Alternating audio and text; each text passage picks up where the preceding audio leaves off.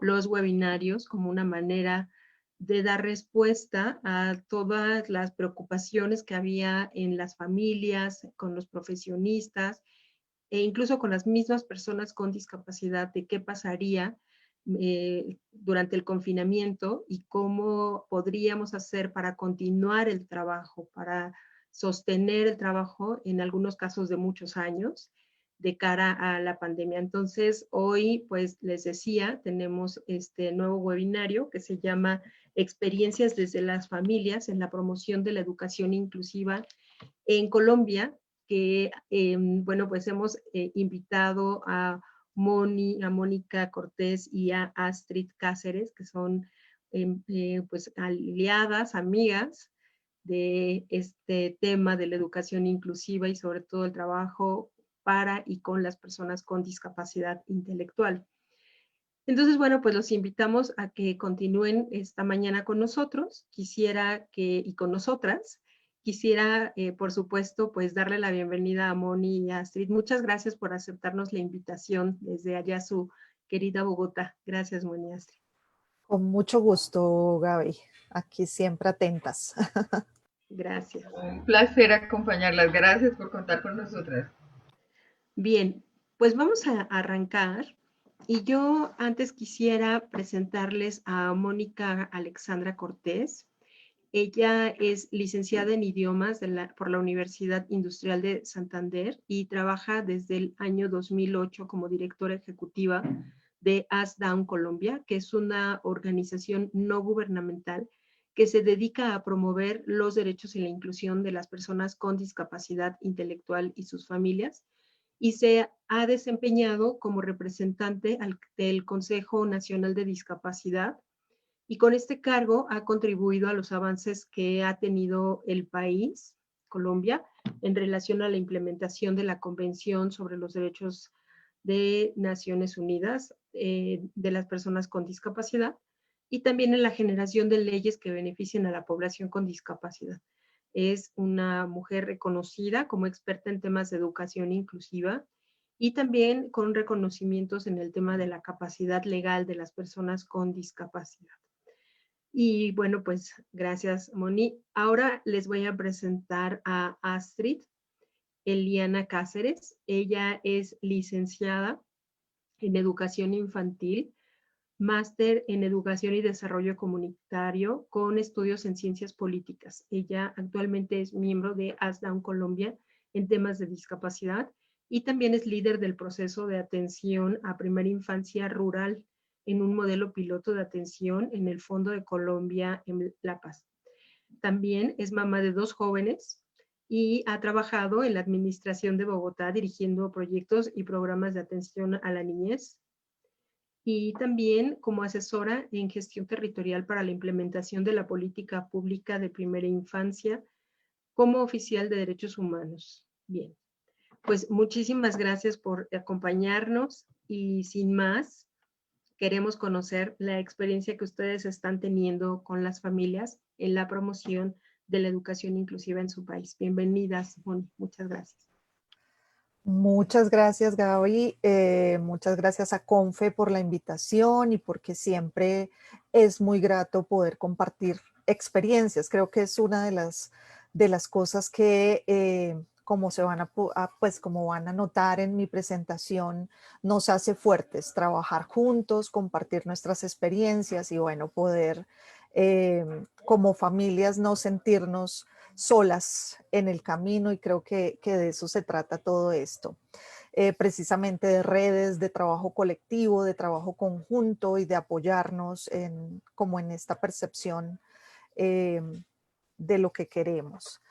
Yo quiero compartirles una presentación sobre cómo desde ASDAUN Colombia hemos venido, digamos, trabajando en estos 15 años en ese tema específico de la educación inclusiva y cómo hemos vinculado el trabajo con las familias. ASDAUN Colombia, pues es una organización que este año, si nos pueden ver por ahí en las redes, estamos cumpliendo 15 años de trabajo. Somos una organización de familias, todos los que hacemos parte, digamos, a nivel de la organización y los fundadores hemos sido o somos padres de personas con discapacidad intelectual. Tenemos un trabajo pues muy fuerte y desde el año 2005 decidimos que nuestro objetivo iba a ser que la inclusión fuera una realidad para nuestros hijos y para todas las personas que empezaran a transitar este camino, las familias. Para nosotros el eje central de nuestro trabajo son las familias y son a las familias a quienes nos debemos, a quienes les acompañamos, a quienes les damos elementos y herramientas para que puedan, digamos, entender este cambio de imaginario que hoy tenemos frente al tema de nuestros hijos con discapacidad, porque la visión ha cambiado y creo que uno de los elementos trascendentales que nosotros hemos querido es poder posicionar una visión distinta y ahora les voy contando cómo en las familias sobre lo que significan nuestros hijos con discapacidad y sus derechos. Y para lograr eso hemos entendido también que un eje fundamental es la educación inclusiva. Nosotros creemos profundamente que es desde la escuela, desde esa primera infancia, cuando empezamos a entender que nuestros hijos son un ciudadano más, que tienen que estar como sus hermanos en los mismos escenarios, empezamos a transformar. Entonces creemos que todo empieza. Tenemos campañas que se llaman Empecemos en la escuela, porque sin duda si los niños crecen juntos, aprenden a vivir juntos y eso lo van a ver en el desarrollo de lo que hemos venido haciendo.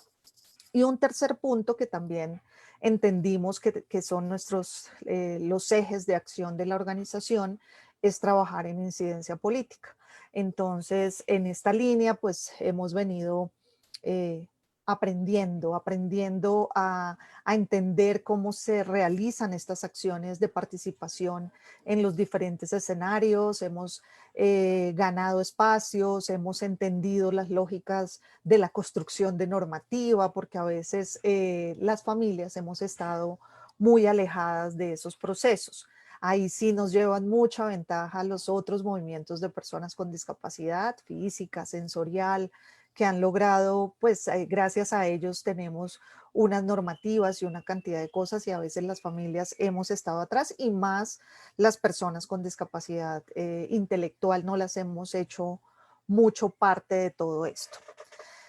Entonces, un trabajo que nosotros hemos venido construyendo y consolidando y que creo que pues CONFE no es ajeno a este trabajo también, porque no en vano tienen esta gran confederación a lo largo y ancho de México de unir muchas organizaciones de familias. Entonces, nosotros creemos también y copiando estos ejemplos maravillosos que tienen organizaciones como CONFE de trabajar en red, nosotros empezamos a entender que no era solamente como organización ASDOWN que tenía que manejar el modelo social y el enfoque de derechos, sino cómo podíamos, digamos, unir nuestras voces y este conocimiento a otros y por eso nace en el año 2010 la Red de Familias por el Cambio, que hoy tiene conectadas 22 ciudades del país, nos reunimos una vez al mes y bueno, hemos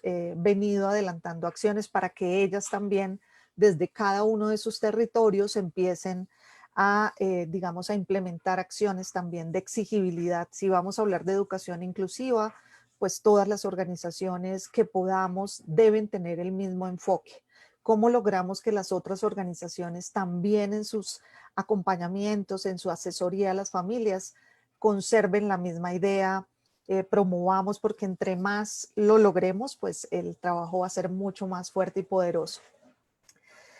¿Cuál es nuestra realidad y nuestra situación y lo que encontramos desde las familias?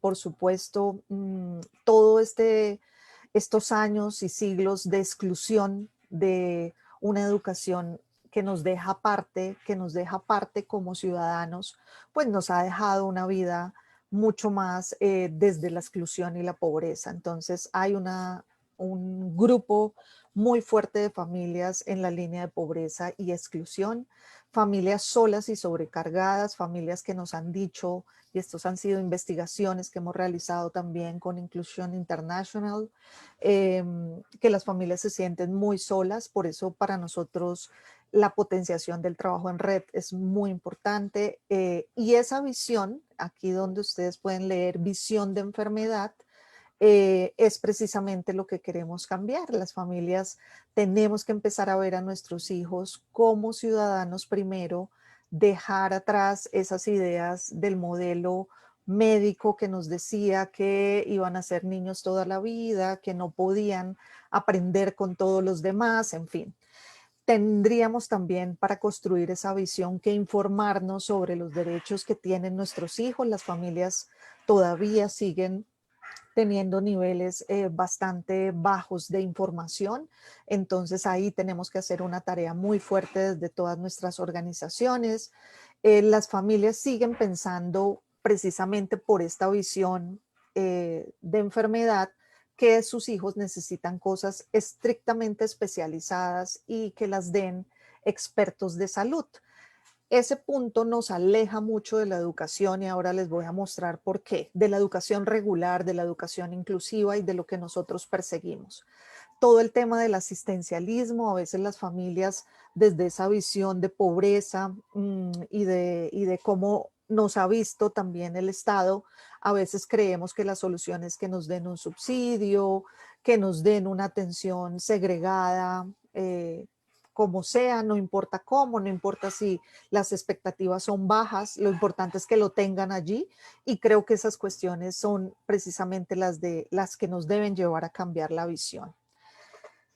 ¿Cómo logramos que después de tener esta visión las familias empiecen a tener realmente en esos ejercicios de participación y una mirada? Nosotros queremos construir en las familias una mirada crítica, crítica de sus servicios, de lo que el Estado y los gobiernos les dan. Entonces nosotros queremos que las familias de verdad tengan esa perspectiva de derechos e inclusión, pero que la apliquen también frente a la demanda de los servicios, sean críticos, puedan exigir que sus hijos se les vea con unas expectativas altas, que se les promuevan los aprendizajes y que trabajemos realmente por la inclusión. Y creo que ahí pues tenemos grandes desafíos todavía, y esto pasa no solo en nuestra región latinoamericana, sino también en muchos otros países. A veces hemos visto en la investigación que no basta muchas veces con tener recursos. A veces los países ricos también segregan y el recurso se va es para dejar a las personas aparte, y resulta que eso no es lo que construye realmente esta nueva visión sobre las personas con discapacidad. Tenemos que exigir realmente cambios estructurales y sustanciales para nuestros hijos. ¿Cómo lo logramos? Y aquí les voy a contar algunas de las cosas que hemos hecho nosotros como organización, y creo que esto no es nuevo para quienes llevamos estos años trabajando. No podemos trabajar solos, tenemos que buscar alianzas, estrategias. Nosotros aquí en Colombia, por ejemplo, logramos que se aprobara la ley de capacidad legal. Hoy en Colombia, desde el año pasado, no existe la interdicción, esta figura que eliminaba la capacidad de decidir de las personas con discapacidad intelectual. Entonces, pero eso no lo logramos solos como organización, nos toca generar alianzas con la academia. Hemos trabajado con organizaciones de derechos humanos como el Programa de Acción por la Igualdad y la Inclusión Social, que hace parte de una universidad. Hemos trabajado con otras organizaciones de familias, con otras organizaciones de personas con discapacidad psicosocial. Entonces es una suma de acciones que nos permitan que nuestra voz no se quede como sola, sino que podamos tener varios elementos de trabajo conjunto. La academia para nosotros también como organización ha sido, y en este tiempo de pandemia, y ya llevamos más o menos 4 años trabajando en alianza con 2 universidades que nos ayudan, por ejemplo, con la formación de los autogestores. Los autogestores nuestros, que son el grupo de adultos que hacen todos los procesos de formación para que ellos puedan tener su propia voz, que CONFE también tiene un trabajo del cual en el año 2010, 11 hicimos unos eventos y aprendimos de CONFE todo este trabajo. Hoy nosotros hemos logrado no solamente hacer un trabajo en doble vía, porque las universidades y los estudiantes en formación se enriquecen cuando les planteamos una idea distinta, una visión distinta sobre quiénes son las personas con discapacidad intelectual y cómo estas personas con discapacidad intelectual pueden convertirse en líderes de sus propios procesos y de sus vidas. Y esto ha sido muy enriquecedor. Hemos tenido una retroalimentación desde las mismas universidades que no los habían visto desde esa perspectiva de que ellos mismos pudieran tener su propia voz. Entonces, para nosotros ha sido un trabajo muy enriquecedor en doble vía, como digo, no es solamente que vengan y nos ayuden a formar los autogestores, sino es un aprendizaje continuo, mutuo. Tanto las estudiantes aprenden y cambian su visión al oír a estos muchachos que pues llevan años también en su proceso de formación, que han podido ir a presentarse a diferentes escenarios. Entonces, hemos hecho un trabajo interesante y ellos lo han continuado en esta virtualidad. Nos hemos reinventado, pero pues ha sido una alianza que nos ha permitido continuar con estos procesos. Entonces, las organizaciones de familias solas no podemos, tenemos que abrir también nuestras puertas, generar otras alianzas, conocer. Hemos hecho un trabajo de por lo menos de 6 años con un proyecto sobre derechos sexuales y reproductivos, con una organización que se dedica precisamente al trabajo en salud sexual y reproductiva. Nosotros solos no lo hubiéramos hecho y tampoco hubiéramos logrado transformar esa organización, porque esa entidad que presta servicios de salud sexual y reproductiva, que se llama Profamilia, nunca hubiera pensado en cambiar su visión y su mirada sobre las personas con discapacidad. Entonces, para nosotros todo esto ha sido muy enriquecedor. Una de las cosas que pues hacemos y que han sido valiosas en estos 2 últimos años y pues en este año la hemos continuado desde la virtualidad ha sido nuestro trabajo de incidencia con el Ministerio de Educación. Yo les hablo aquí de lo que hacemos en educación inclusiva.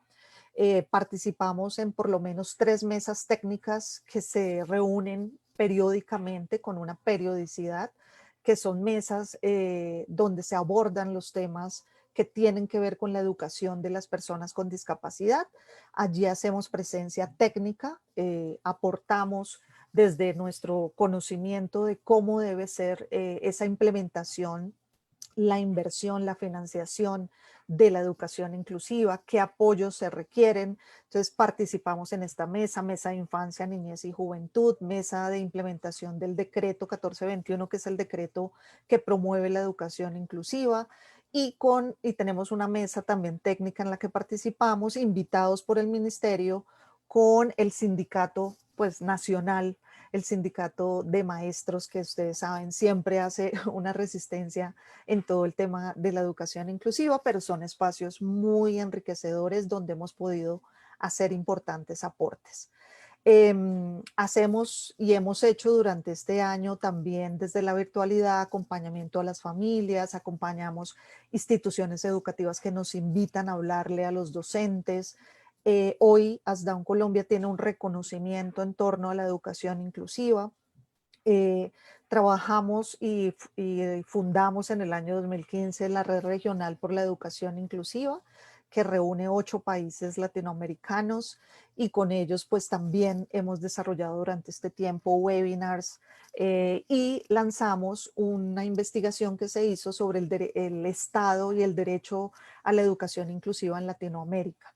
Entonces también en ese sitio de la red regional ustedes pueden encontrar información muy valiosa, webinars y documentos que les pueden servir para seguir, digamos, trabajando todo el tema de la educación inclusiva. Con la red también estuvimos el año pasado en una audiencia que nos dieron ante la Corte Interamericana de Derechos Humanos denunciando el incumplimiento de los países de la región en torno al cumplimiento del artículo 24 de la educación inclusiva.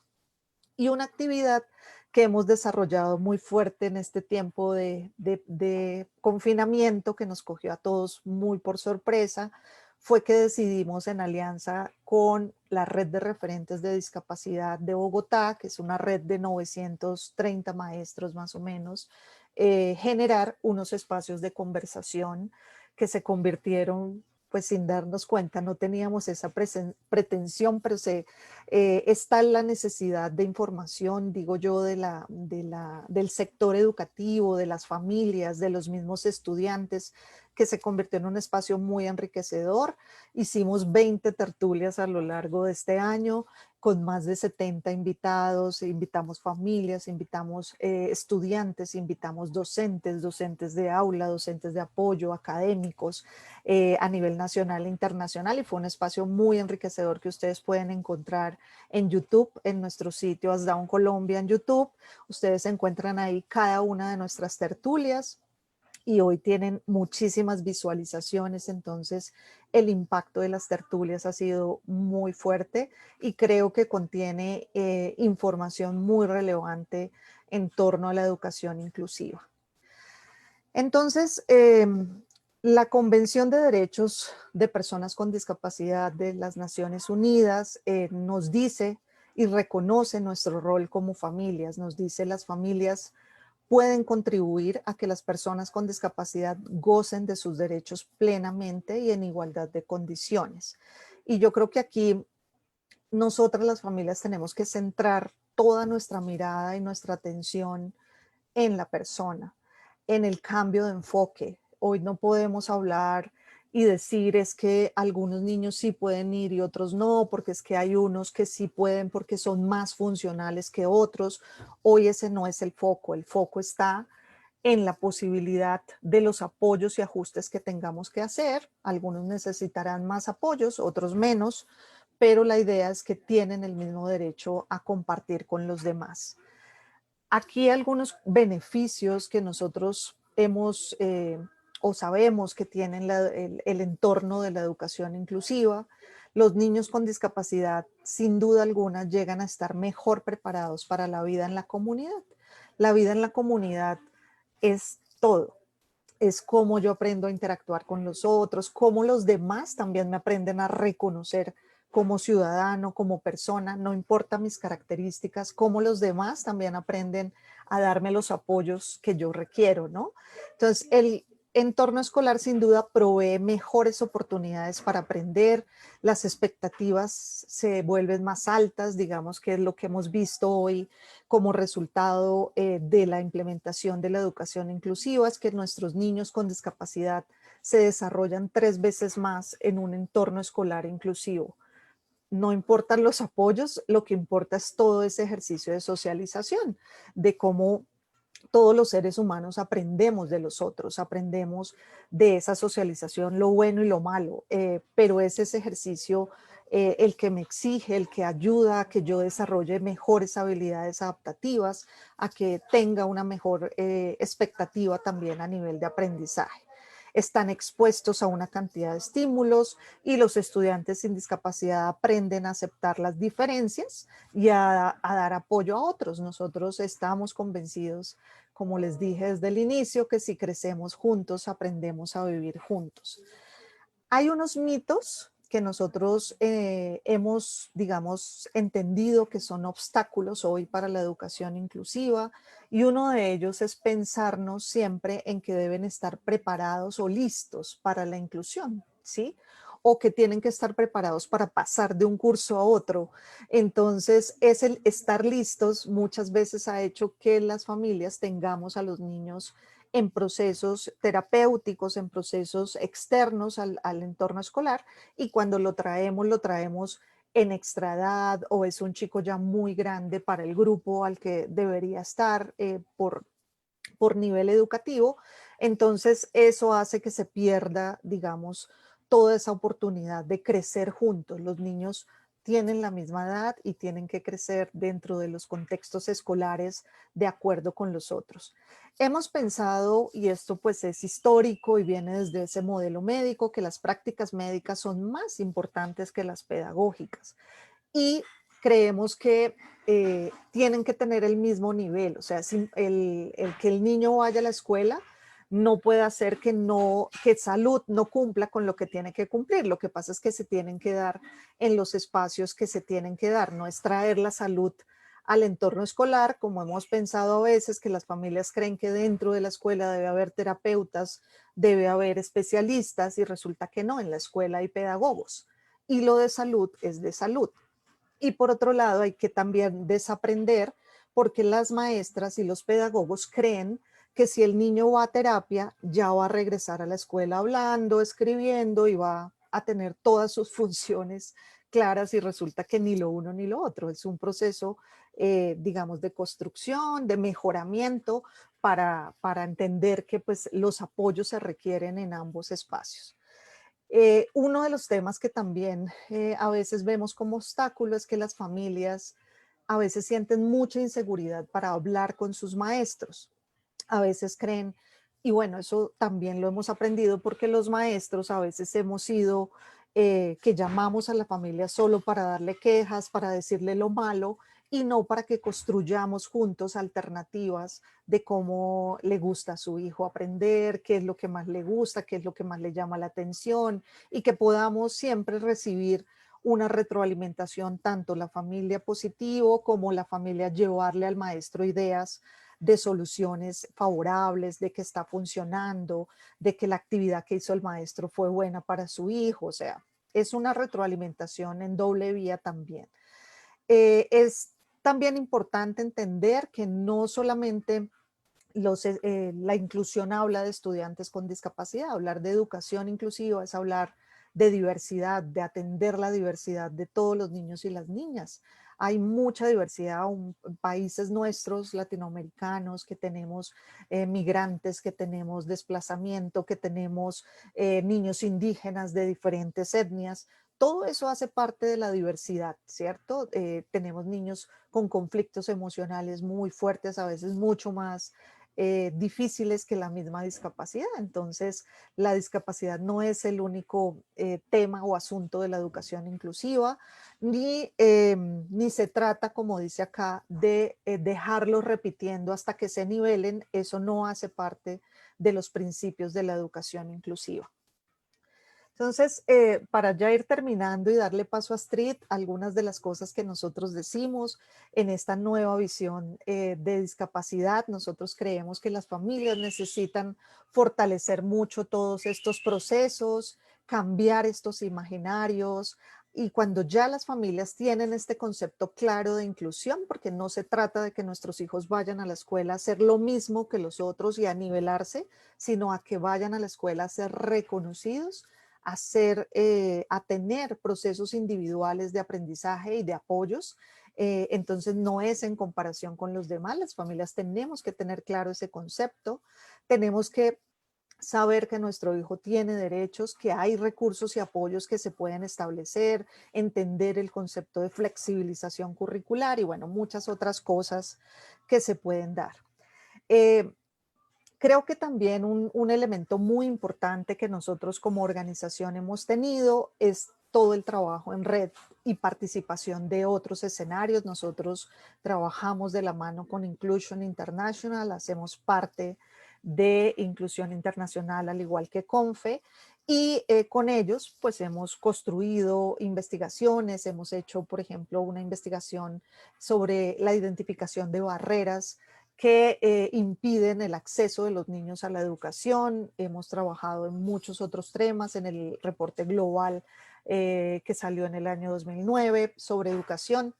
Entonces, estas redes nos sirven muchísimo. Nosotros también aquí, esta otra red que se llama Red Papás, es una red de todas las asociaciones de los colegios, de padres, asociaciones de familias de los colegios públicos y privados del país. Entonces, nosotros como organización hacemos parte de esta red y allí también tratamos de poner siempre el tema de la educación inclusiva. Como ya les contaba, hacemos parte de la red regional, hacemos parte de la Federación Iberoamericana de Síndrome de Down y de la Red Latinoamericana, Iberoamericana, perdón, RIADIS. Entonces, en todos estos escenarios uno trata de aprender, de posicionar, de ir uniendo fuerzas para que esto de la educación inclusiva de verdad se nos dé y cada vez lo podamos hacer más poderoso. Entonces, yo quiero terminar con esta frase. Se escribe educación inclusiva, pero se pronuncia una escuela democrática, enriquecida con la diversidad humana, que valore a todas las personas por igual y de máxima calidad para todo el mundo. Entonces, esa escuela democrática es la que es capaz de reconocer a nuestros hijos, a cada uno de ellos, a darle los apoyos y ajustes. Esta frase es de un profesor español que en este tiempo de confinamiento también hemos tenido oportunidades maravillosas de oír a muchos expertos, de fortalecer el conocimiento y de fortalecer también nuestras redes. Entonces, creo que esa es la invitación a que como familias sigamos adelante en este proceso. Y ya empezó mi taladro, entonces voy a dejar por aquí, Gaby. Gracias. Muy a tiempo, mi querida Moni. Sí. Muy a tiempo, muchas gracias, gracias. Sí, bueno, pues son un poco como de los gajes no podemos decir del oficio, o bueno, sí, los gajes del oficio en la pandemia, durante la pandemia. Muchas gracias, Moni. Muy, muy interesante todo. Yo hice varias notas, pero yo creo que Claro que primero sí. damos la palabra a Astrid y después Hacemos hacemos, ajá, exacto, y vamos animando a nuestras personas que están acompañándonos, pues que vayan escribiendo en el chat, que vayan poniendo sus comentarios en Facebook, etcétera, etcétera. ¿Ok? Muchas gracias. Adelante, Astrid. Vale, vale, bueno, muchísimas gracias. Yo voy a compartirles pantalla. Bueno, Mónica ha hecho un abrebocas muy impresionante porque en realidad ha recogido muy tiempo lo que hemos visto pues por más de 15 años de trabajo y creo que ha sido como pionero en esa posibilidad de entender cuál es la labor de las familias en todo esto que implica la educación inclusiva, ¿no? Por lo general hay una tendencia muy frecuente que tenemos cuando se hacen las asociaciones y grupos de familias, es a prestar servicios, ¿no? A prestar atención a los niños y niñas directamente y a suplir cosas que por derecho. Y creo que en esto has dado y bueno, ahí me permito hacer como ese pequeño análisis. Mónica ha sido como pionero en enseñarnos a las familias que nuestra tarea es una tarea de exigibilidad de derechos y de construcción social que va más allá de suplir el Estado. Es decir, nosotros en la medida en que podemos interactuar con el Estado, podemos que lograr la mayor cantidad de beneficios para la mayor cantidad de niños y eso implica que no prestemos servicios, sino que al contrario hagamos incidencia para que se logre para todos. Entonces creo que esa ha sido una ganancia de poder estar participando de ASDAON y como decimos con Mónica, como de militar en todo lo que implica la educación inclusiva como un eje importante, porque es que es realmente a través de la educación inclusiva como uno logra proyectar la mejor calidad de la atención para la mayor cantidad de niños y niñas y creo que en esa medida la labor de las familias al agruparnos, al asociarnos, al hacer incidencia es definitiva para que los estados se den cuenta que no es un ejercicio de caridad, que no es un ejercicio de responsabilidad de las familias, sino de un trabajo colectivo por hacer realidad unos derechos que pues como sociedad ya se han ganado para todas las demás poblaciones. Entonces, bueno, con ese abrebocas, lo que yo traigo para comentarles son algunas reflexiones que nosotros hemos trabajado con las familias directamente en el marco de lo que ha pasado con esta pandemia, ¿no? Nosotros hemos visto uno de los riesgos grandes de la pandemia ha sido el ejercicio de la educación inclusiva, cómo esto se puede afectar o cómo puede potenciar la educación inclusiva, ¿no? Entonces, en algunas reflexiones que hemos tenido con papás, hemos podido proponer aquí una mirada para que la educación inclusiva no corra riesgos y nos salga fortalecida de todo este ejercicio, ¿no?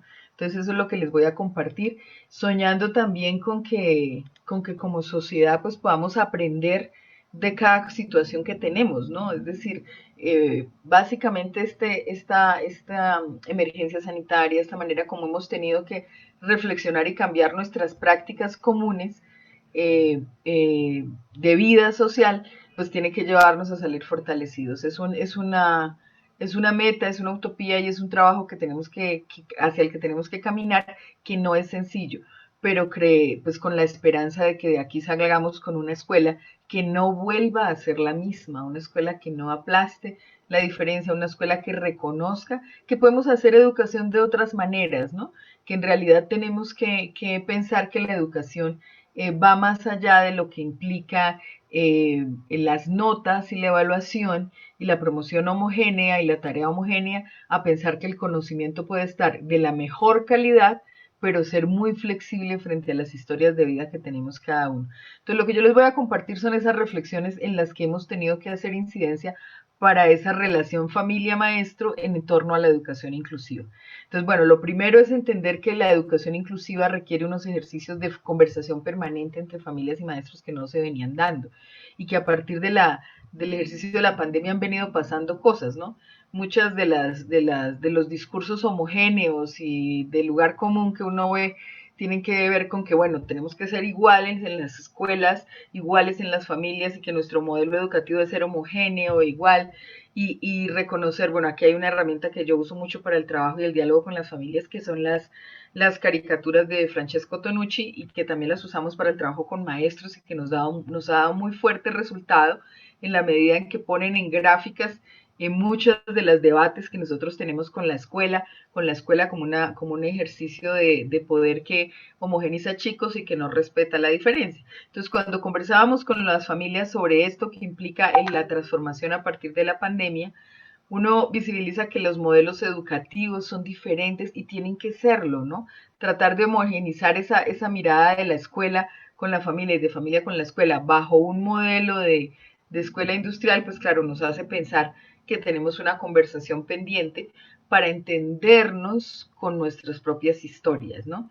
Esta caricatura de Tonucci sobre la casa que trata de seguir el modelo escolar industrial hace pensar que todos tendríamos que tener esta posición frente al escenario familiar y creo que la familia tiene unas riquezas de las cuales la escuela podría aprender mucho más en la medida en que la vida cotidiana nos va marcando, sobre todo con los chicos y las chicas, unos aprendizajes que a veces la escuela desconoce, ¿no? Entonces viene un poco lo de la pandemia y nos aboca a entender y a mirar cómo la escuela habla ahora con la familia, porque resulta que los niños se quedan en la casa y se suspende la atención presencial. Y resulta que el maestro tiene que lograr una incidencia pedagógica dentro de lo que pasa en la casa y la única manera de lograrlo es conversando con la familia.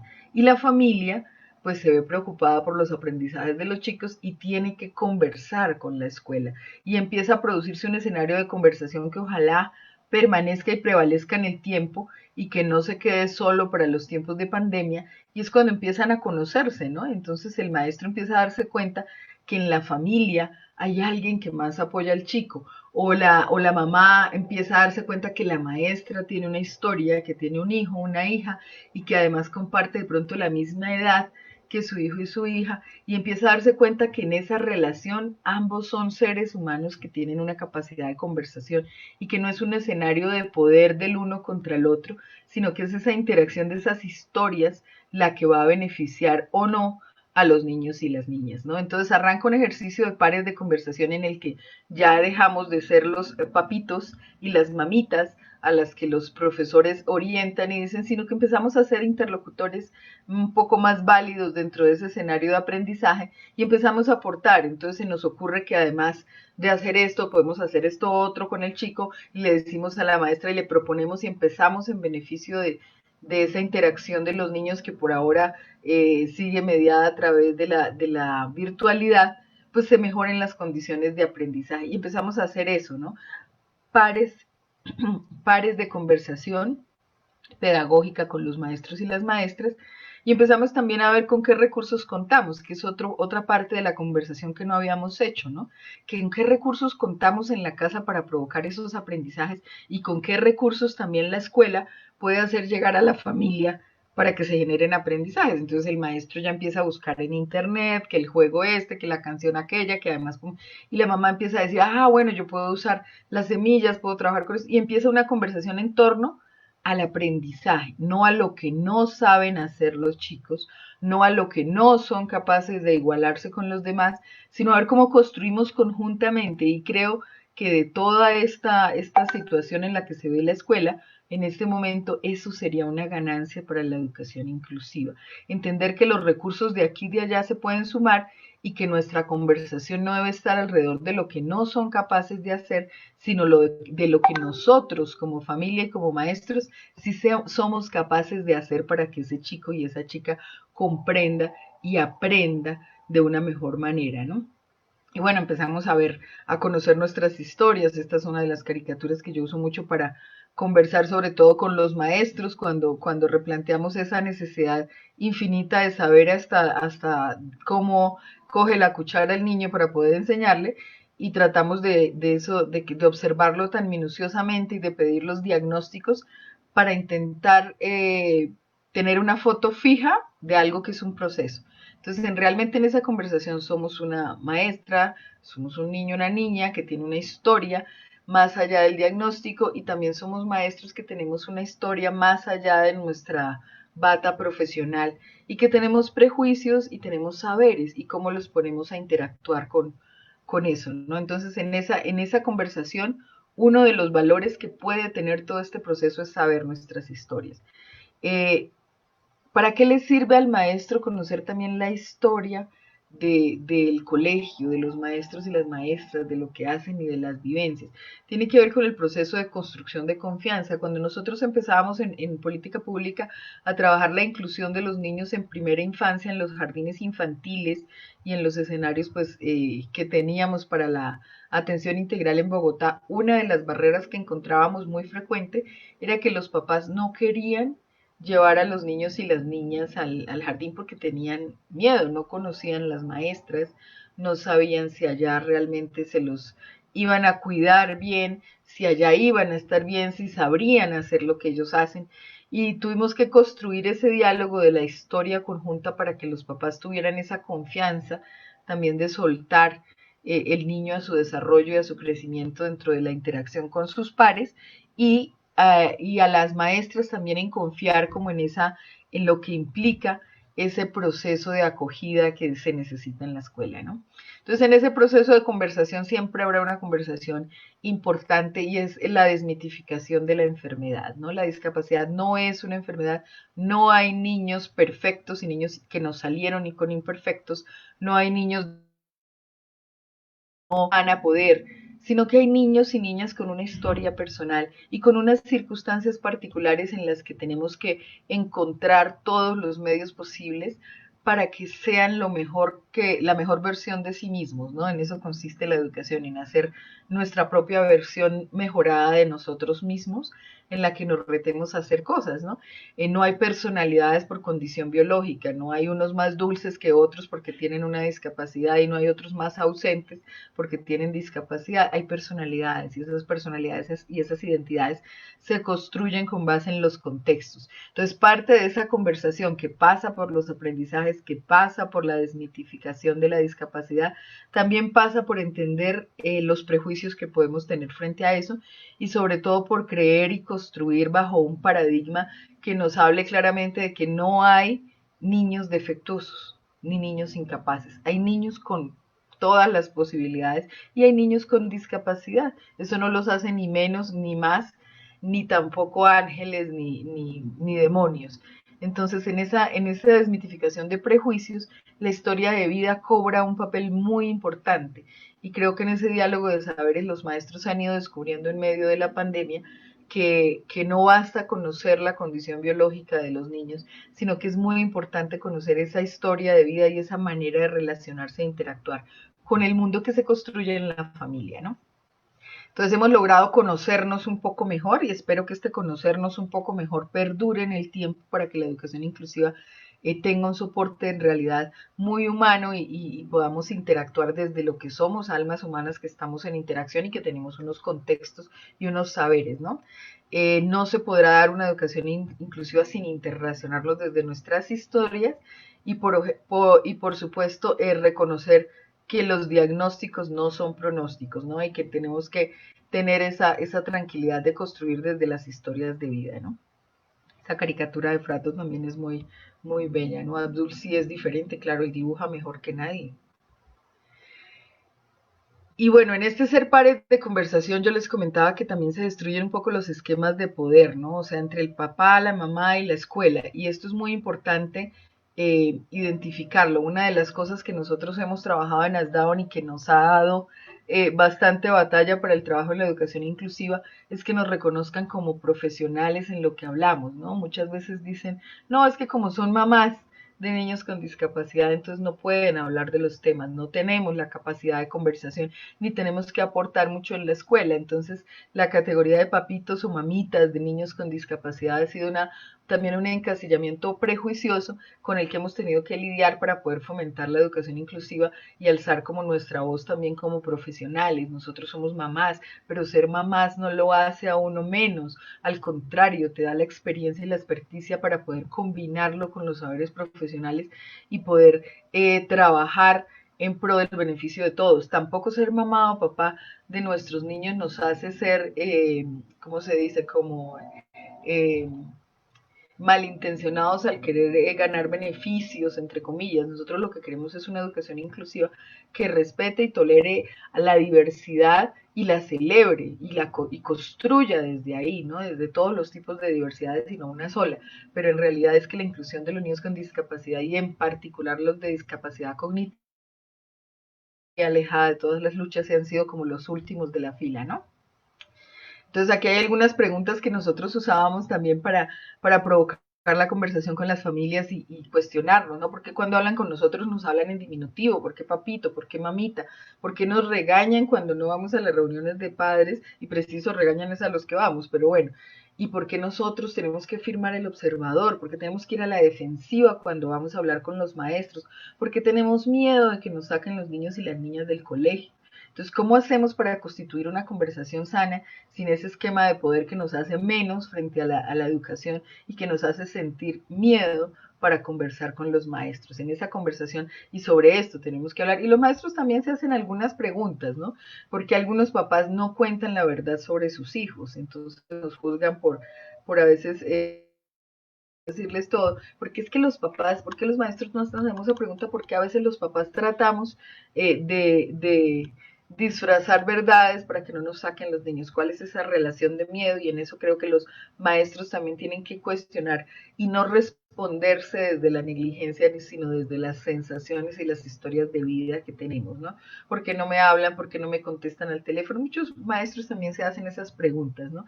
Y por qué las mamás no le ayudan. Entonces hay que comprender los contextos y también transformar los contextos, pero no se transforman si no se comprenden inicialmente y no se comprenden si tú pasas a una solución del lugar común sin conocer la historia de las familias, ¿no?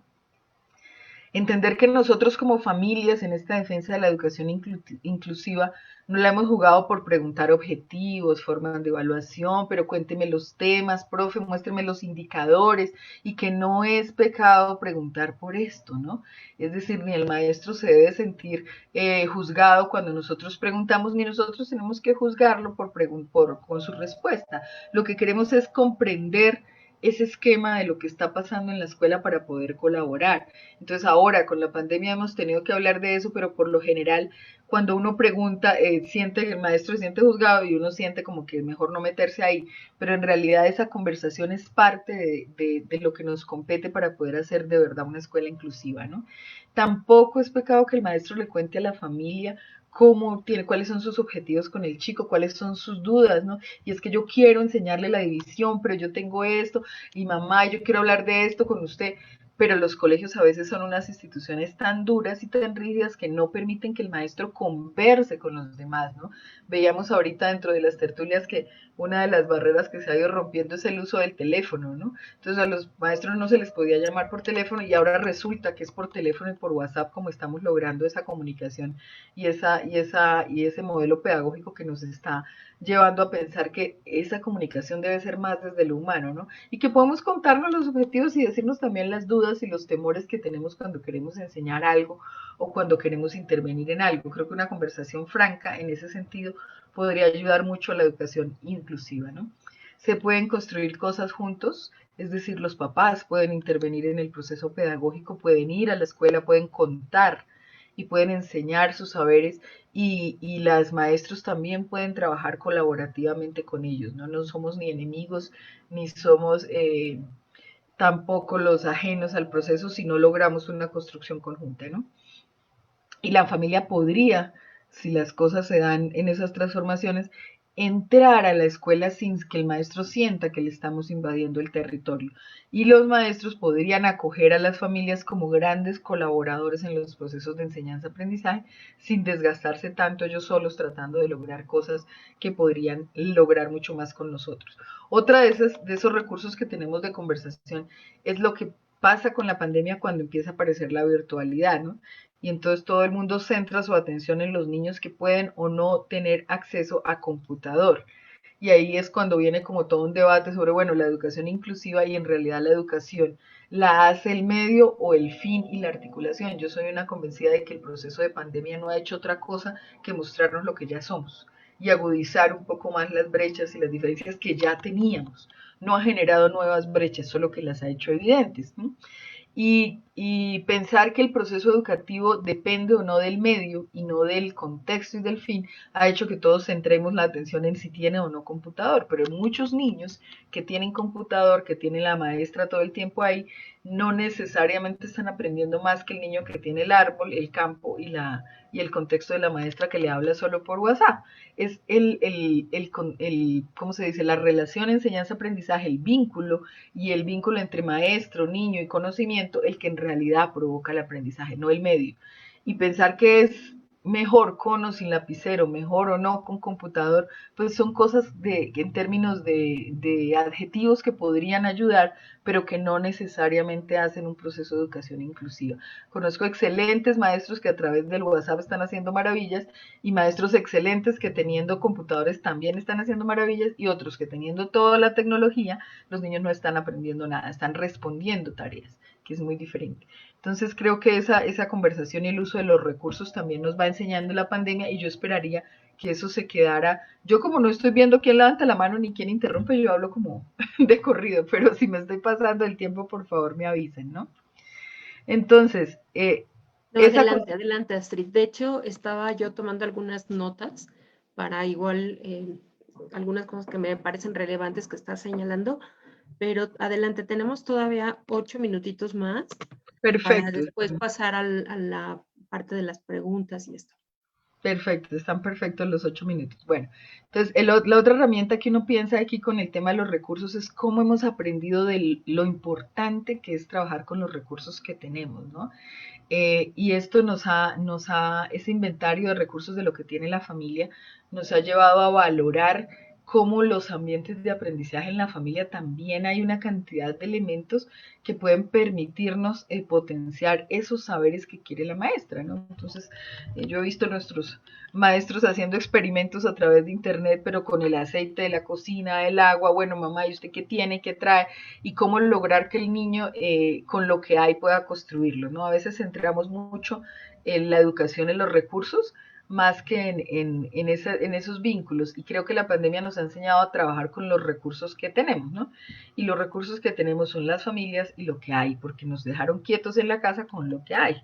Entonces eso nos hace pensar, bueno, aquí hay algunas imágenes del modelo de atención rural que nosotros trabajamos en zonas rurales donde no hay mucho acceso a tecnología y donde además estamos trabajando con niños en primera infancia y la tecnología tampoco es como un camino, ¿no? Y se ha usado es el teléfono y el teléfono, a través del teléfono se han generado con las familias experiencias de aprendizaje al interior que han sido grabadas, que las mamás con desde su propia narración oral con el WhatsApp nos van contando cómo provocaron esto, cómo lograron aquello, cómo generan con lo que tienen unos contextos que seguramente van a dejar posibilidades en los chicos de primera infancia de desarrollo infantil que no hubiéramos logrado si tuvieran un computador y los sentáramos frente al computador.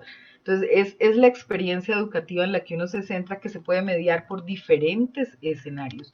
Y yo esperaría que después de la pandemia entendamos, y lo hayamos entendido, que la educación inclusiva no depende de los medios, sino de las propuestas de experiencias pedagógicas y de cómo, claro, con algunos medios sale mejor que con otros, pero con lo que hay se puede construir unas experiencias que ayuden en el aprendizaje y la interacción de los niños, que en últimas esa es la experiencia, la escolaridad, la educación tiene que ver es con eso, ¿no? Entonces las familias tienen recursos para aprender, son interlocutores válidos y la relación con los maestros debe ser una relación no de poder, sino de iguales para esa construcción de la educación inclusiva, ¿no? Y bueno, estos son algunas de esas imágenes tan interesantes y videos, ¿no? Hemos aprendido también que los recursos pueden ser múltiples y que la imaginación también es un recurso que en la infancia es absolutamente vital para esa construcción de contextos incluyentes, ¿no? A veces nos esforzamos hasta que no tengamos el megatablero de comunicación, no empezamos procesos con los niños porque es que no me ha llegado y el tablero no sé qué. Y hay muchos mecanismos en que los niños nos enseñan que hay medios para resolver esas barreras y poder interactuar mejor, ¿no? Aquí está el chiquito que con una caja crea mucho más que teniendo todo el mundo de juguetes, ¿no? Y pues también todo el tema de documentales. No voy a leer las caricaturas, pero es muy importante, ¿no? Y muchas de las familias estamos abocadas también a entender que la educación inclusiva requiere un montón de escenarios complementarios, ¿no? Entonces llevamos al hijo a esto, a la terapia, a la no sé qué, más tenemos el otro, más y a veces la posibilidad de vivir e interactuar con sus pares es muy reducida por estar en tanto agite de buscar nuevos recursos, ¿no? Entonces creo que esa redefinición de los recursos que necesitamos en realidad para hacer una educación inclusiva es parte de esos aprendizajes que nos ha dejado la pandemia, ¿no? Se nos ha olvidado que la casa también es un escenario de aprendizaje que tiene muchísimos recursos. Se nos ha olvidado que lo más importante es ese vínculo emocional y afectivo, que es el que moviliza los aprendizajes. Se nos ha olvidado que toda disciplina en realidad tiene una base en lo cotidiano que necesita comprensión, que se nos ha olvidado que no se trata de tener a los niños ocupados en cosas y repitiendo conocimientos, sino interactuando con ese diálogo y esa valoración de lo que es el proceso de aprendizaje y no el concepto, ¿no? Entonces son tres los grandes aprendizajes que creo que deben quedar para la educación luego de esto y para esa construcción de una educación inclusiva y que deberíamos reciclar y potenciar, y es esa capacidad de reconocernos como humanos, tanto maestros como estudiantes y familias, de valorarnos como capaces en cualquier contexto que esté y de construir con unos recursos alternativos desde lo que hay, ¿no? Yo cerraría con esta última caricatura, ¿no? Si este virus sigue, nos arriesgamos de pronto a aprender demasiado de nosotros mismos y quiero ser como optimista en términos de que si bien la educación inclusiva sufre un bache con la no presencialidad, también es muy importante que de este bache saquemos algunos elementos que nos lleven a transformar esas relaciones familia y escuela en pro de la educación inclusiva y que así lo hemos venido trabajando desde ASDAO en Colombia y es como la posición que hemos querido poner tanto en las tertulias pedagógicas como en cualquiera de nuestras interacciones con la familia. Y bueno, y nuevamente pues feliz de los 15 años de ASDAO.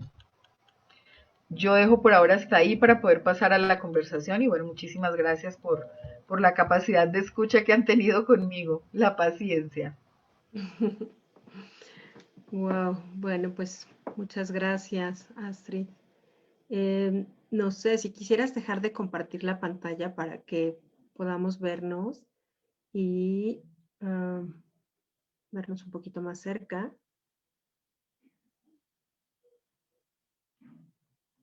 Porque además así como que siento que se antoja una charla. No te vayas, Astrid, no te vayas, ¿no? Sí. Como poderlas, justo. Bueno, no sé si ibas a hacer algo, perdóname, yo no te vayas, no te vayas. Disculpa. Tu micrófono está cerrado. No hay problema, aquí estoy. La idea es pasar como a las preguntas y a la conversación, ¿no? Claro, claro. Sí, bueno, pues, ¿qué trabajo hacen ustedes tan fuerte? Porque, o sea, escucho a Moni, te escucho a ti, Astrid, y es como uno supondría que hay muchísimas personas atrás apoyando, porque están hablando del trabajo con la academia, el trabajo con las familias, el aprender lo virtual, ¿no? El renovarse. Cuando tú dices acerca de usar la imaginación, pues también es en primera persona, ¿no? ¿Cómo le van a hacer? Cómo le hacen ustedes como equipo? O sea, ¿cuál ha sido como su secreto para ir como al frente de todos estos retos, porque es, ¿cómo le ha hecho hasta un bueno, cómo han hecho todos los que están implicados? Pues Gaby, yo creo que un poco yo me centraría en el tema de las alianzas. Creo que ahí hay un potencial, por ejemplo, las tertulias no hubiesen, digamos, tenido el impacto que tuvieron si no tuviéramos la alianza con la red de maestras. Y no creas que la red de maestras, las 900, están de acuerdo con la educación inclusiva. O sea, también es un ejercicio de convencer a otros. Todo el tiempo estamos en pos de tratar de convencer a otros. Por ejemplo, Astrid, que hace un trabajo no solamente con nosotros, sino ella lleva unos proyectos en la ruralidad, como nos lo mostró. Esas experiencias de las maestras rurales las hemos compartido también aquí con los maestros, o sea, es una suma de acciones. Eh, Tratamos de estar, por ejemplo, Astrid también ha estado apoyando unos proyectos con UNICEF, o sea, porque también UNICEF, eh, Colombia por lo menos, ha sido un poco resistente al tema de la educación inclusiva. Entonces, ¿cómo tratamos de ir tejiendo como con algunos espacios de alto impacto? Yo creo que eso es clave. Por ejemplo, esta acción de participar en estas mesas con el ministerio, yo sé que no en todos los países es fácil lograr, digamos, ese espacio y o que los ministerios abran esa posibilidad, Gaby. No sé ustedes si a través de, por ejemplo, la COAMEX o con el Consejo Nacional de Discapacidad, nosotros aquí hemos hecho un trabajo muy fuerte para para estar ahí, para estar como organización presente en esas instancias y que nos permitan hacer los aportes. Entonces no somos muchos, en este momento somos 6, unas dedicadas, sobre todo 2 personas dedicadas al tema de familias, 2 personas dedicadas a todo el tema de la educación, otras personas dedicadas, 2 personas más en comunicaciones, en proyectos, otra persona tenemos también para que nos ayude a gestionar proyectos, pero sí, digamos que sí creo mucho en la potencia del trabajo en red y en alianzas estratégicas, ser muy estratégicos, Gaby, para uno moverse, digamos, en los escenarios donde puede incidir con mayor potencia. O sea, que una red, por ejemplo, como esta que les digo, de organizaciones de los colegios, de las asociaciones de padres de los colegios, oigan del tema de la educación inclusiva. Incluso Red Papás en su página puso un kit de promoción de la educación inclusiva que nos pidió a nosotros corregir. Entonces, digamos que ahí hay como un análisis contextual de dónde podemos hacer mejor presencia. Yo creo Creo que ahí que hay un par de secretos que yo diría dentro del análisis de lo que ha hecho Asdown para lograr incidencia son claves. Uno, ya lo dijo Mónica, es tejer, ¿no? La capacidad de tejer y conectar cosas con lo otro y entender que esto no se trata ni de un negocio, ni de un tema económico, sino de cómo tejer alianzas y creo que ahí viene el segundo y es como esa construcción de capital humano, de capital social que hace que uno sea fuerte. En realidad, si uno mirara pues Asdown no tiene un edificio, ni mucho no tiene una estructura impresionante en términos físicos del trabajo, pero sí tiene una estructura de alianzas y de trabajo entre familias que ha sido éticamente muy sólida y que es lo que le da la fuerza. Entonces tenemos la mamá que tiene su bebé de 3 meses y llama y cómo tú la atiendes, pero no hay ningún afán de atención económica, sino de solidaridad y compartir el camino que hemos hecho y el a otro colegio que nos llama y cómo podemos ir y cómo podemos construir y no desgastarnos como que es improductivo, que es infértil, que no vale la pena desarrollar, así ofrecieran muchos recursos económicos, hay cosas que no vale la pena desgastarse como organización. Y en cambio hay otras que tienen una alta incidencia, como estar aquí hablando con Confe, por ejemplo. Yo sé que somos aliadas y que podemos trabajar juntos en muchas cosas y que eso es lo que nos hace fuertes, ¿no? Entender el valor de la alianza desde lo humano y desde la cooperación y la solidaridad es lo que nos hace tener una incidencia que ha logrado pues que la educación inclusiva avance y que pues muchas cosas en realidad han cambiado desde que inició has dado ahora a los 15 años, ¿no? Hasta el decreto, los decretos que salen, la manera como podemos aportarle al colegio chiquito, pero también a la educación desde el ministerio, y llevar eso como en el corazón en todas las tareas que uno va construyendo y haciendo. Sí, bueno, pues cierto, cierto. Las alianzas, como bien dices, fortalecen el trabajo y nos hacen saber, entre otras, pues que no estamos solos, ¿no? Que no estamos solas. Creo que eso también va ayudando porque como que nos va permitiendo ir jalar, ¿no? O sea, como ir todas en este ánimo de hacia todos. Y luego, este vínculo con la academia, que a veces no recuerdo quién de las dos lo comentaba, pero es como esta alta expectativa que tienen de pronto los maestros sobre el trabajo terapéutico, ¿no? O sea, como el hecho Sí. de que el maestro suponga que porque el niño va a una terapia de lenguaje, entonces ya está todo resuelto y entonces a él ya le toca como lo facilito. Y es como que poco se habla, pero es real, ¿no?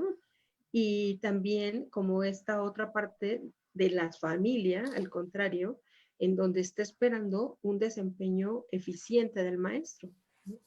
Entonces, ¿cómo conciliar estas dos cosas, Moni?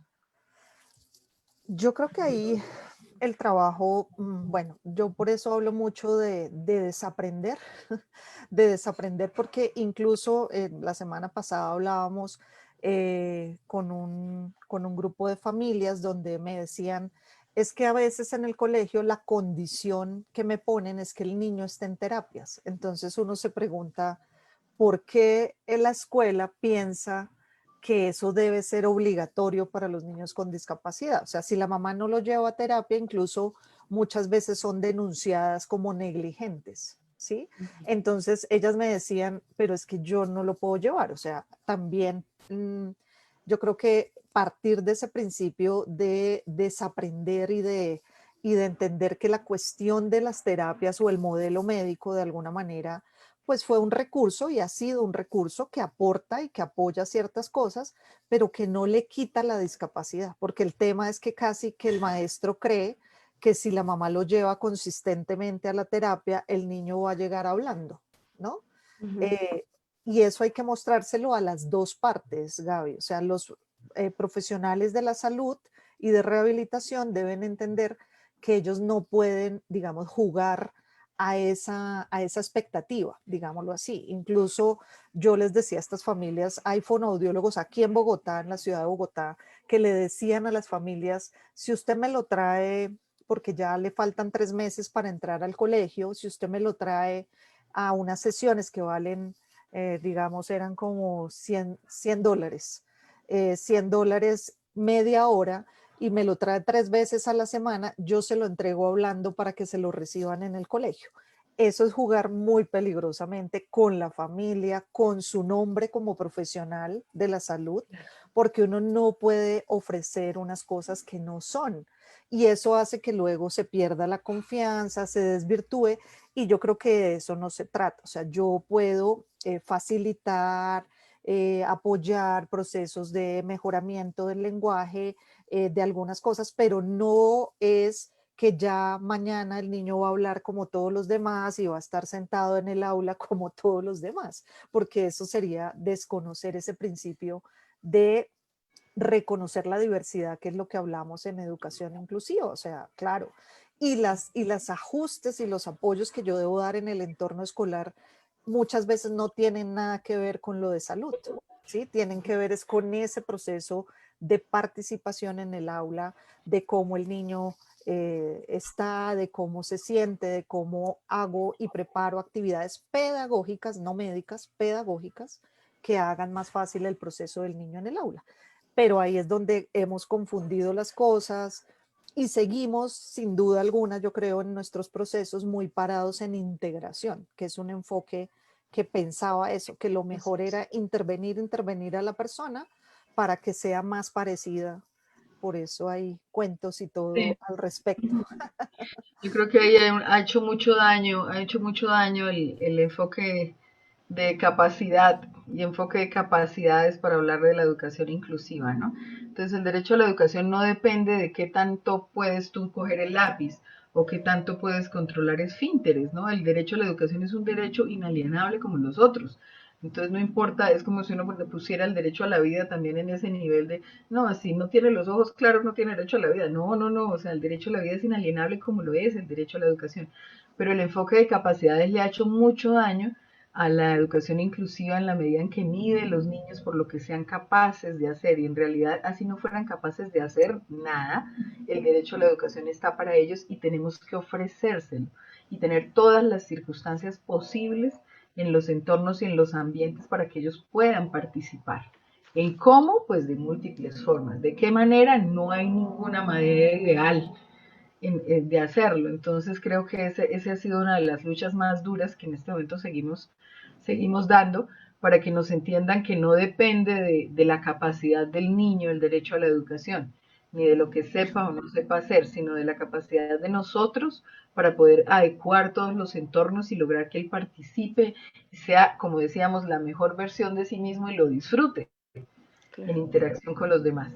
Claro. Y ahí es donde también toma sentido estas nuevas formas de conversación que tú le llamas, ¿no? Nuevas formas de comunicación, en donde el derecho a la educación también puede dejar de ser tan aspiracional cuando le ponemos ya una forma diferente, ¿no? Como un formato distinto. Tú decías antes y era un poco inimaginable que el maestro se estuviera comunicando de estos medios que parecían como no reconocidos dentro de la escuela, pero hoy se está viendo como de alguna manera también, como lo virtuoso de poder hacerlo y entonces es como bajar la barrera entre el experto, ¿no? O el que está poniendo la alta expectativa sobre el desempeño de una madre o un padre y al revés, ¿no? O sea, como esta parte donde el maestro, la familia puede poner en un mejor lugar al maestro y a la maestra. Y entonces creo que esto es la alianza y la nueva forma de conversación a la que ustedes se están refiriendo. Sí, yo creo que las estructuras de poder que se metieron en la escuela para jerarquizar como saberes, jerarquizar eh, eh, autoridad, eh, también le hace mucho daño a la conversación, ¿no? Entonces, en la medida en que la escuela tuvo que parar, detenerse, irse para la casa, llamarse por teléfono, entender que yo no puedo tenerlos a todos quietos frente a la pantalla, a mí me sorprende todavía instituciones que piden pues el uniforme en el marco de la virtualidad y bueno, una cantidad de estructuras que tratan de permanecer y hacer de la escuela una cosa tan rígida, pero también se vuelve tan ridícula y empezamos a relacionarnos como humanos segura, y ahora que pues aquí se está proponiendo un esquema de alternancia, entonces, ¿cómo es posible pensar distinto en la escuela? Entonces, ¿cómo es posible que podamos tener horarios diferentes, tiempos distintos, que tengamos que adecuar los espacios del patio, del parque para dar allá el entorno educativo? Entonces, eso me parece que puede ser encantador para pensar la educación inclusiva. Entonces, no necesitamos, ¿cómo así? No había mandado Dios que todos debíamos estar a la misma hora sentados de la misma manera y con el largo el cabello igual para aprender, pues no, eso no lo mandó Dios. Podemos educar en el parque, en el museo, salir en grupos más pequeños, no necesitamos que el maestro tenga 40 o 38 niños tratando de tenerlos quietos y termine gritando, sino que podemos trabajar de modos distintos. Mira que podemos alternar y hoy trabajar con 10 y mañana con otros 10 y podemos hacer un grupo allá en la cancha y podemos estar diferentes. Eso es lo que me gusta un poco de esa desestructuración tan fuerte que tiene la escuela y que ojalá se pensara que la educación puede tener escenarios permanentes virtuales, presenciales, por grupos más pequeños, por guías, pero también con salidas, por maestros de diferentes áreas trabajando juntos y por una dinámica institucional distinta. Entonces, ojalá entendamos que este nuevo reto nos aboca a una nueva escuela que tiene la educación inclusiva como el corazón. Y eso significa flexibilidad en tiempos, en horarios, en pruebas, en pensar proceso más que productos. Y yo esperaría que estos aprendizajes de esa nueva escuela pues se queden como con nosotros, ¿no? O por qué razón no podría un niño en un esquema escolar de alternancia, de tiempos, de salidas, de maestro. Un niño con discapacidad, ¿por qué no podría estar ahí? ¿Cuál va a ser la excusa entonces? Si es que ya la educación debe ser incluyente para todos. Entonces esto nos va a disminuir barreras, sí. si logramos ser inteligentes y si la otra escuela, esa la escuela tradicional que segrega y que piensa que el maestro debe tener 40 niños todos haciendo lo mismo, no lucha por quedarse, no porque lo va a hacer y va a intentar volver a sus prácticas y nos corresponde a nosotros tratar de jalar esa otra escuela que se ve ahora con tanta claridad, ¿no? Claro, ok. Bueno, vamos a empezar a cerrar esta mañana, este conversatorio con ustedes, pero antes tenemos una pregunta de David Viveros, que de alguna manera yo creo que ya Astrid ha respondido, pero no sé si quisieran agregar más, porque además de esta pregunta, en realidad la mayoría de las participaciones de la gente que está tanto en el chat como en Facebook son felicitaciones y agradecimientos por compartir su experiencia. Entonces, en concreto, esta es una pregunta que dice que cómo se podría establecer el vínculo entre alumno y maestro que no están en cara a cara, dado que se ha dicho que el vínculo emocional y efectivo con el niño es fundamental para favorecer los aprendizajes. Entonces, mi punto de vista es que ya respondieron un buen de esto, pero si quisieran agregar un poco más, adelante. No, creo y quería agregar que ya había leído la pregunta de David acá y creo que la pandemia y hablando con las familias directamente sí nos dejó o nos deja muy preocupadas, eh, porque sí reconocimos hoy el valor de la socialización, o sea, del cara a cara, como dice David. O sea, por supuesto, a veces nos quedamos en estos procesos de educación inclusiva esperando solamente lo académico, a ver si el niño aprende, si no aprende, si lee, si no lee, y desconocemos o le damos también menos valor a ese espacio de socialización. Yo creo que sin duda una de las cosas que perdimos en este año fue esa posibilidad y como lo hemos dicho también siempre, para nosotros, más allá de lo académico que es importante y que aprendan y que subamos las expectativas, ese espacio de reconocerse con el otro para nosotros es absolutamente valiosa en el entorno de inclusión. Pero como también lo presentaba Astrid, no perdemos de vista que también tuvimos experiencias muy enriquecedoras donde los maestros se propusieron hablar con la familia. Antes ni siquiera eso era, digamos, una tarea. O sea, a veces los maestros esperaban que la docente de apoyo trajera la información o que alguien les dijera qué tenía o no que hacer con el niño. Hoy por lo menos muchos, hay también quejas que tenemos de que las docentes de apoyo les ha tocado asumir cosas y los maestros se han ido un poco atrás, pero también hay otras experiencias y las vimos mucho en muchas ciudades del país donde los maestros ellos mismos se acercaron a la persona y a la familia. Incluso un profe que vino a una tertulia nos contaba que él nunca antes había hablado con un estudiante y su familia durante 2 horas. Y en la familia contándole todo lo que estaban enfrentando, lo que sí podían y lo que no podían cumplir. Y creo que esos han sido prácticas interesantes que también han vivido los maestros y que también rescatamos de este momento, ¿no? Pero no es imposible, como decía Astrid, y creo que Astrid puede rescatar mucho esa parte. El tema no es el vehículo de la virtualidad como esencia, sino que hay muchas otras formas. Sí, ahí hay una cosa que es favorable y es que cuando empezó, por lo menos en Colombia, el tema de la cuarentena ya había una presencialidad previa, al menos fue 2 meses, un mes y medio, no sé, pero por lo menos ya había un cierto tipo de vínculo con los chicos y muchos chicos pues vienen del año anterior y bueno, hay ciertos vínculos. Yo creo que es la mixtura de las dos cosas la que podría lograr y mantener el vínculo porque incluso teniendo presencialidad total puede no haber vínculo, ¿no? Viendo todos los días cara a cara. Entonces creo que hay una mediación ahí que tiene que ver con esa condición humana de ser maestro y saber que uno tiene la responsabilidad de acompañar procesos de desarrollo infantil que se están dando en esos chicos de determinado contexto y en determinada edad y poder tejer ese vínculo. También sé de muchos maestros que conectan con los chicos virtualmente de una forma increíble y que lo hacen mejor que si fuera presencial. Pero creo que es como esa mixtura entre personalidades, tecnologías y cosas, y pues por supuesto que estos tiempos pues nos lleven a aprender que es esa combinación la que haría generar buenos vínculos, ¿no? Ujú, claro. Bueno, pues muchísimas gracias. Muchísimas gracias. Creo que No, Gaby. está bien que cerremos con esta frase que nos compartía Moni en su última diapositiva, que dice que la inclusión se escribe, ¿no? No solamente se pronuncia de otra forma, se pronuncia en el día a día, en el actuar con los hechos, se vive. Creo que ese es el mensaje, ¿no? Y quería, Gaby, también aquí Marco Antonio Galindo dice que cómo lograr esa concientización del entorno escolar para que no le dejen solo la responsabilidad.